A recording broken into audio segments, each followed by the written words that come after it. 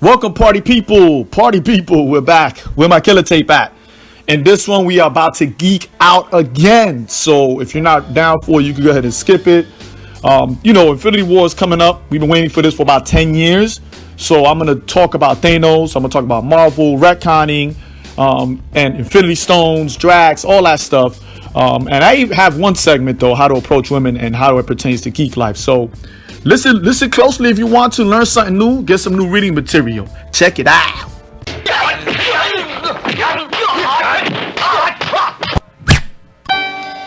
Yes, I like the rhymes.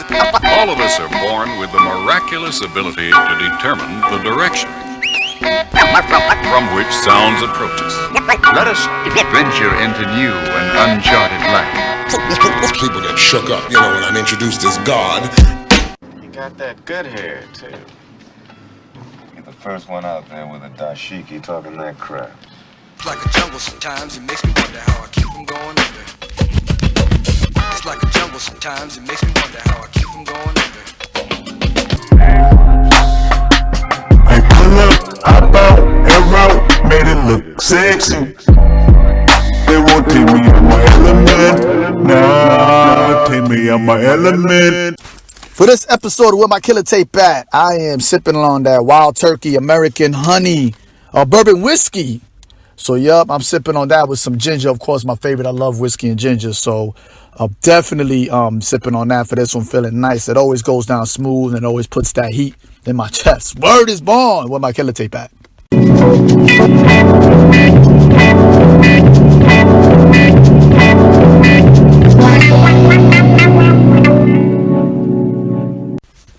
There's going to be a term that we're going to use consistently in this episode.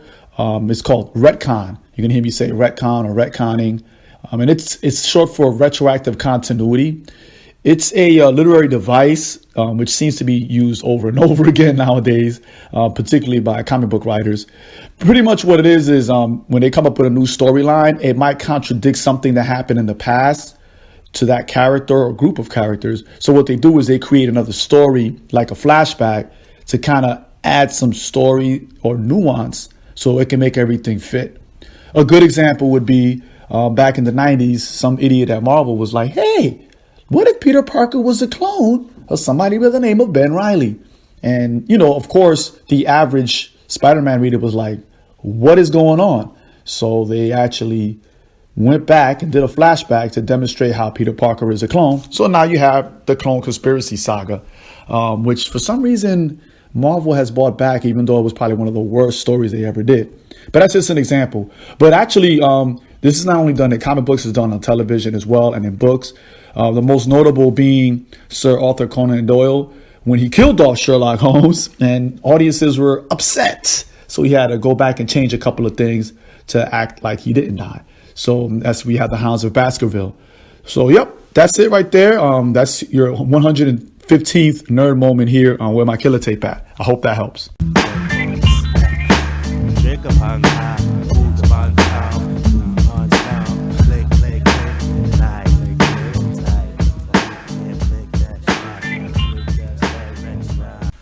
Now, there are a lot of people that are going to say, who is this Thanos guy? That's why I'm doing this podcast, right? And right now I'm going to jump into the MCU, the Marvel Cinematic Universe, right? And I remember when the first Avengers movie came out, at the end credits scene, he makes an appearance. Later on, he makes another appearance in Guardians of the Galaxy, where he's referenced consistently in Volume 1 by Nebula and by Gamora, who say that they are daughters of Thanos, right? Which on the comic book, Nebula is his granddaughter, but that's neither here nor there. And so we know that he has like a lot of kids. Some of them he adopts, some of them he actually, births, right, through the women that he's bedded. So he's referencing, and he's in Volume 1, he's actually even makes an appearance as well, where Ronan and Accuser comes to see him about the gem. Later on, he's referenced in he shows up in Avengers 2, Age of Ultron. We see him come up in the end credit scene. In First Avengers, I will say that Loki is speaking to a representative of the Black Order. They don't say it's the Black Order. The Black Order is a group of his generals that he has, and we're gonna get into them later because they actually show up in the movie, and they're actually, the Black Order is actually a more recent story. Like, it's not something that's been around since the 70s. So Thanos usually, if he has somebody working for him, it's usually kind of like a contractor, right? He's not really down with him. And then he has armies, but he never had like a small crew of generals. And the Black Order was created when Jonathan Hickman came around. Lord of mercy, all night Sunday sun crew. Follow me now, mercy, all night Sunday sun crew. Follow me now, mercy, all night Sunday sun crew. Follow me now, mercy, all night Sunday sun crew. Follow me now. The thing about Thanos is people are saying what makes him mad, right? Ooh, so like tomato, right? Thanos spelled Thanos, or Thanos, however you want to say it. Actually, another name that he's referred to is the Mad Titan, and there's a reason for that. A lot of people believe that he's like from another universe, but actually, Thanos is from our universe. He's actually from a race of beings called the Eternals, and that race of beings was created by another race of beings called the Celestials, which was mentioned in the movie. What's the name of that movie? The movie Volume 2, Guardians of the Galaxy. They talk about the Celestials, but they kind of like really don't, they don't really do it justice. So anyway, of course, these characters, the Celestials, were created by Jack Kirby, and they're supposed to be the people the race of beings that actually created the universe. Like, not created the universe, but created all the race of beings around the world, around the universe. Like, they went all over the galaxy and they created all these beings. But anyway, they came to our universe and they created a group called the Eternals. And they were like, another name for them is Homo Immortalis, because they live forever. Thanos, of course, his father was Mentor. And he had a brother named Eros, who was later named Star Fox, who became an Avenger. And for there was a time when him and Star Fox were equally matched, but that's not the case anymore because Thanos continues to get more and more powerful as he travels throughout the galaxy to learn new things and new powers and everything. So anyway, he's called the Mad Titan because he became mad, and he became infatuated with death, and then he actually came back and destroyed his where the Eternals lived at. And the Eternals are not dead, but where they're from on Titan, which is actually a moon of Saturn. I didn't say that, did I? But anyway, he destroyed it. So that's why he's called the Mad Titan. A good series to read if you really want to read up on Thanos is it's actually a retcon of his story, and it's called Thanos Rising by Jason Aaron. Jason Aaron is the man. Like, he is the man. So anyway, just real quick, Thanos was created in the 70s by Jim Starlin and Mike Frederick. And he was supposed to be a villain to Captain Marvel, or Captain Marvel, because remember that DC Comics had a Captain Marvel who we know as Shazam. And when they came back and beefed with Marvel, Marvel was like, well, actually his name is Captain Marvel, because he's actually a Kree, not a human.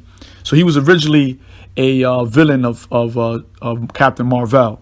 So there you have it, ladies and gentlemen.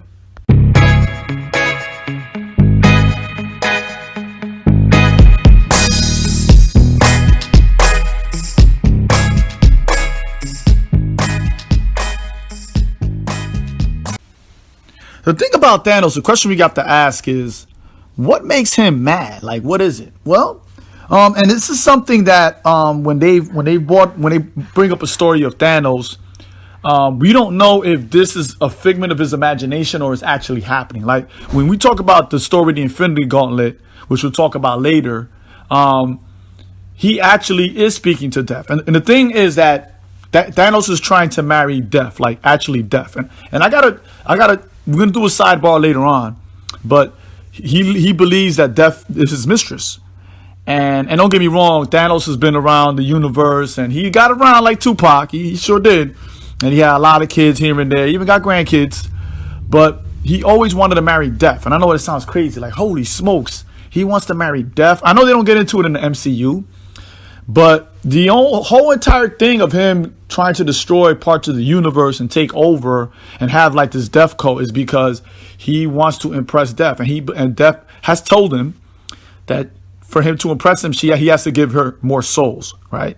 So we're going to talk about it in Infinity Gauntlet later, but that's his whole thing. That's what makes him mad. Like, think about it for a second.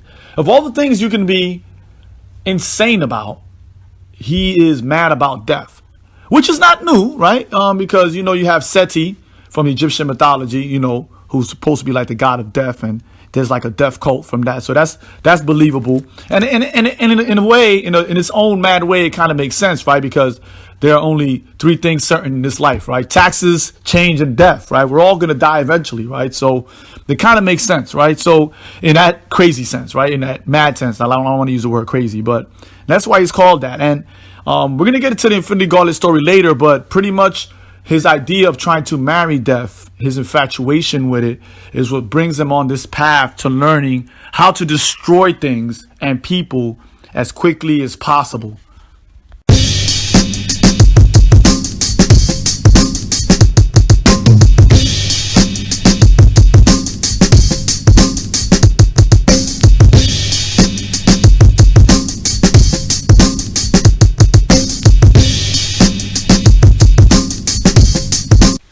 Now, if you see in the MCU, there's different things that came about where they talked about the Infinity Gems or the Infinity Stones. They use those words interchangeably, right? We got to talk about what that is and why Thanos is really after it. Now, that being said, there's a story called Infinity Gauntlet that was written by Jim Starlin, of course, and it came out in the 90s. Came out early, probably one of the last Marvel's crossovers that I read when I gave up reading comics back in the 90s. But anyway, in that story, and there's Infinity Gauntlet, Infinity War, and all that. In that story, you finally learn about how the actual gems work. Because before that, different gems were around and they were referenced. And then it wasn't until Jim Starlin came on board and talked about the Infinity Gauntlet that he actually gave you the background story of them and how they work and why Thanos wanted it. But anyway, at the end of Infinity Gauntlet, not to spoil it for you, the Infinity Gauntlet story arc, crossover, you see the iconic picture of Thanos with the Infinity Gauntlet snapping his fingers and destroying half the universe, trying to impress Death. And pretty much in the MCU, that's what he wants to do. He wants to get all the Infinity Stones or gems, right? Get them together and then destroy parts of the universe, if not all of it. And that's his end game. Right. I don't know if they're going to do it just like the comics where he's doing it for Death, but but then if you have the Infinity Gauntlet, you can literally control the universe. Here's why. Each stone gem has a different power, right? And once in the comic book, once you find one of them, it'll lead you to the others because they're kind of like alive and they need to be with their brother or sister, or however you want to put it. But anyway, we see, so there's 6 stones. You have the soul stone or soul gem, right? And that's pretty much what it says. It controls souls. It can see into souls, right? It can manipulate souls. It can make people evil and make them good. It can take things out, right? Then you have the time stone, which basically what it does, it controls time. Then you have the space stone, which is probably like my favorite. I wish I had this one. Because what you can do is you can travel anywhere you want in the universe. You can move anything you want in the universe. You can move with anything else. You can make yourself move at the speed of light. You can slow people down. You can do all these things when it comes to space. So that's kind of like my favorite. Then you have like the Mind Stone. And pretty much you're like a universal Charles Xavier. Then you have the Reality Stone, which is probably the most powerful stone and the scariest. Because you can change reality whichever way you want. Like you can pretty much like do anything. You can turn somebody into an armadillo, right? You can turn somebody into an ant. You can make the earth the size of a pinball. You can do all kinds of stuff with this reality gem. And then finally you have the power gem, which pretty much you can increase your power, decrease somebody else's power, give yourself the powers of the Human Torch, give yourselves the power of the Hulk. You can do all these things with it. You can take away power. So imagine having all of these things in one gauntlet or glove, right? and it'll probably make you the most powerful being in the universe. And that's his end game. And we know that different people have different stones. We do know in the MCU that the Eye of Agamotto, which Doctor Strange uses, is an Infinity Stone, right? We know that the little gem on Vision's forehead, that's an Infinity Stone. So far in MCU, the Marvel Cinematic Universe, they told us where 5 of the stones were. They haven't told us where the Soul Stone is. So, and then the Tesseract is actually another one as well. And that's the one that Loki has that he takes in Thor Ragnarok. So all of it is tied together. If you notice it from Captain America on down, all of the stories tie in somehow, some way. They put that pieces together for the Infinity Stone in this story. Eventually in the comic book, the heroes come back to life and they defeat Thanos. I'm not going to give that away, but that's an interesting story. And again, it's considered one of the best Marvel stories ever. Again, written by Jim Starlin, who is the man. Like he writes a lot of dope stuff when it comes to space stuff. Like he really fleshed out Marvel's space stuff. And Jack Kirby laid the groundwork for this, because he did the Eternals and all that stuff. So I think that's important to know him as well.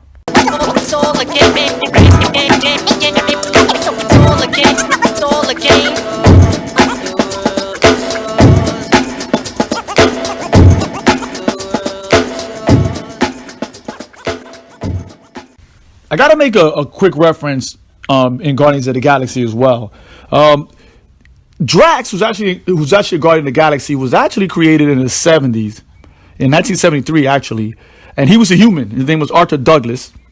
And one thing that the MCU did keep close to the comics is that Thanos played a part in the killing of his family. But in the comic book, he is created and to become like a Thanos killer. Like his whole modus operandi is to kill him. And it's funny, if you look at his old costume, which actually was resurrected, you'd see that he had like a purple cape and tights. It's kind of funny. And he had like this purple cowl that reminded me of what the Vision has now. It's really funny. But they actually brought it back real quick in the Thanos Imperative story, which is actually another dope one. And his daughter is Moondragon, who actually became a telepath and actually joined the Defenders at one time. But later on, Drax ends up joining the Guardians of the Galaxy. And I thought that's just interesting that in the MCU, he's like from an alien race. So I thought we should talk about that a little bit.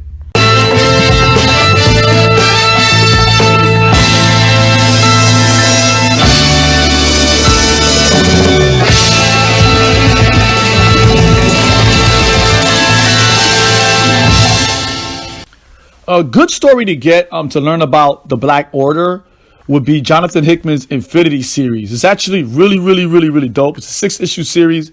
In this series, Wakanda is invaded twice and is actually destroyed. And at that time, Shuri is actually the queen of Wakanda.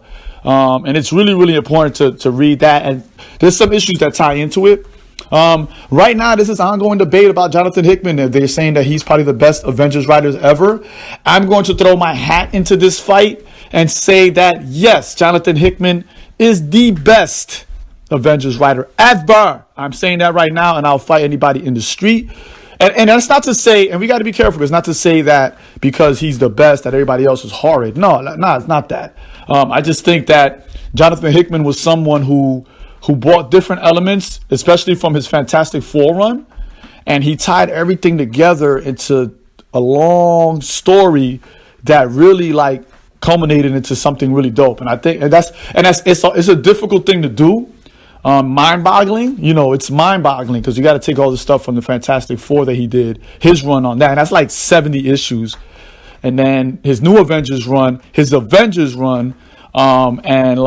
then the Infinity story, and how he just, where should I start? But you should read it. It's really dope. It's on trade, and you'll definitely dig that. Yeah. I think Prince should run first on this one.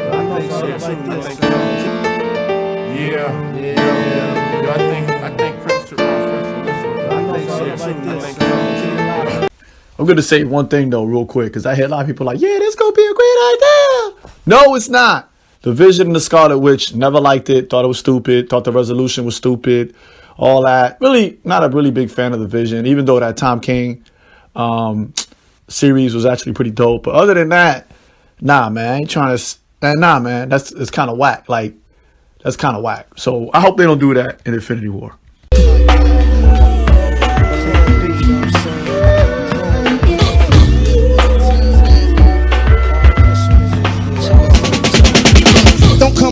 Another dope series to read that kind of like brings in like the galaxy, everything that's in the galaxy, and talks about that stuff, like, you know, the Nova Corps and all of that, the Guardians of the Galaxy, the Celestials and all that. It's the Thanos Imperative. I know I keep switching up the name.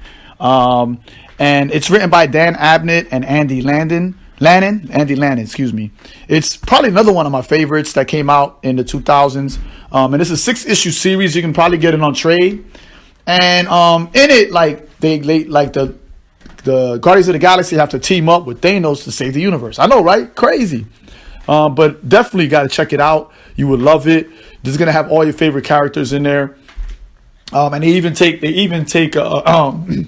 excuse me, Drax, and they put him back in his old costume. It's really crazy. So definitely check that one out. This is a man's world, but it would be nothing without. This is a man's world. Part 3, UBC, zip line McCarthy, heavy on the wrist, you blink my ice ring, John Lee Green, yeah, that's strong, Part 3, UBC, zip line McCarthy. So even in this episode, we're going to have how to approach women. And this is something that I'm guilty of. The fact that when it comes to like geek culture, you know, nerd culture or whatever, comic books and all that, a lot of us assume that if we hear a woman say that they are into it, that they not really serious. And we need to chill with that. I don't know what it's sexist, you know, mad sexist. That's where it comes from. But, you know, when a dude walks in and says, yo, I'm a geek, you know, I love Marvel, I love DC, we don't question his pedigree. But I noticed that when it comes to women, we either question their pedigree or we ignore them, and we shouldn't do that. So that being said, if you're at an event, you know, and you see a young woman and you approach her, number one, don't assume that she don't know what the fuck she's talking about. And number two, don't mansplain. You know what I mean? Because she probably read the entire Chris Claremont run on X-Men. You know what I'm saying? The entire Jeff Johns run on Green Lantern. So take a chill pill, B, and let her do her thing thizzle. Actually, bask in the goodness of it, because women that read comics are sexy as fuck. Word.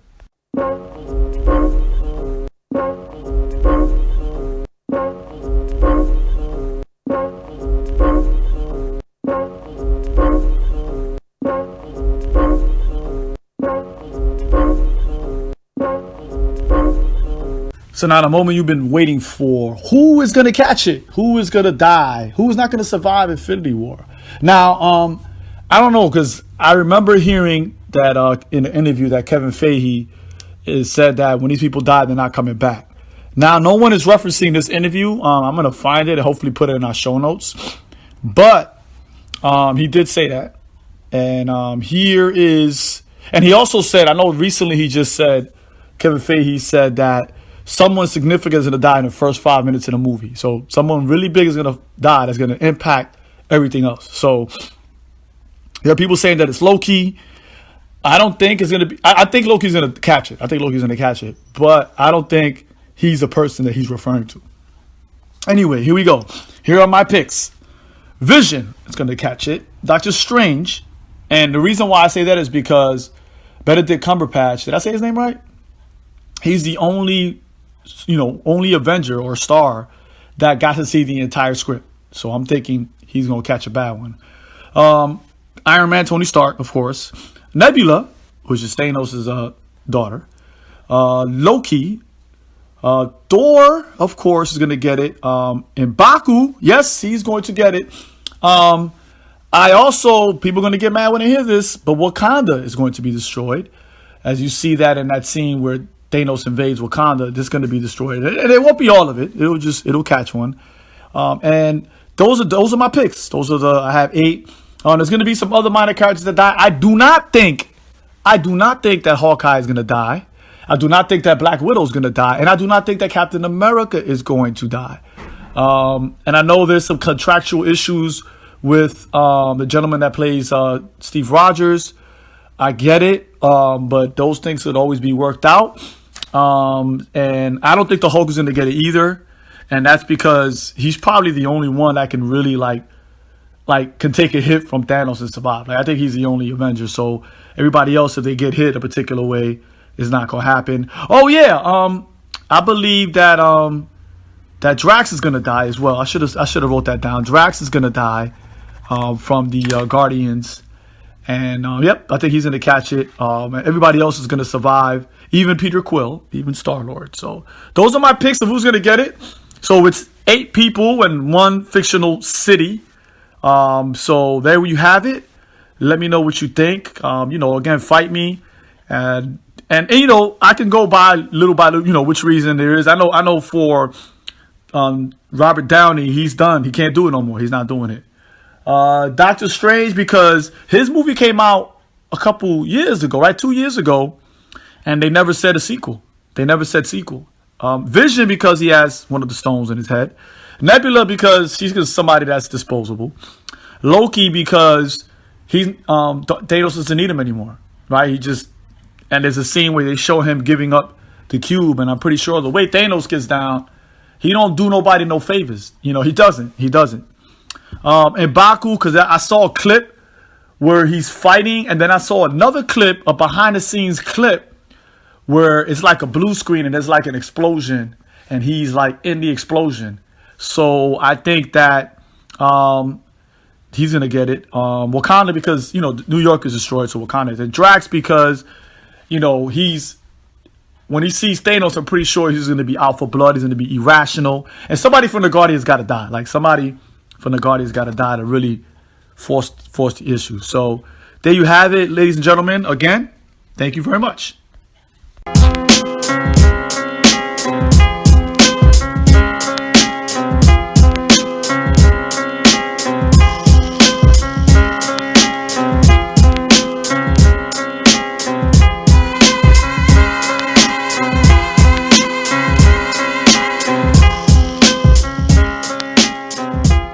All right, here we go with the shout outs. First of all, shout out to my man Zemo. I missed our conversation, so we started talking again, and we didn't have beef or nothing. We just stopped. And we always get really geek into the comic book stuff. So shout out to you for this. This actually is kind of like half of it. This podcast episode is probably half of his idea. Shout out to Superfly Comics in Yellow Springs, Ohio. If you ever happen to be in Yellow Springs, please check out my brothers over there at Superfly Comics, man. I love them dudes. I used to go there all the time. I go there like maybe 3 or 4 times a year because it's like 30 minutes away. But I miss and love y'all. They have a really dope selection. And they're really dope, man. They do a lot of hip hop shows in there too. And then shout out to my man Sean Shot, the photographer and podcaster. He got me some variant covers for Rise of the Black Panther, so I appreciate you for that. Word is born. I'll see y'all later. Yes. The name of the game is Light Works. Night of the Slips. The name of the game is Light Works. So there you have it. The Thanos imperative is done. Where My Killa Tape At, we here. I know this week is going to be crazy. We're going to go see it as a family. But anyway, if you want to holler at me, you can check me on the Twitters at Omis Podcast, OMIS Podcast, or where I'm usually at Dan Trezomi, DANTRE. S is in Sam, OMI is in Indiana. And if you want to continue the conversation, hashtag Where My Killa Tape At. I'm going to have some merc, man. But Killa is spelled Killa. Also, you can check me on Stitcher.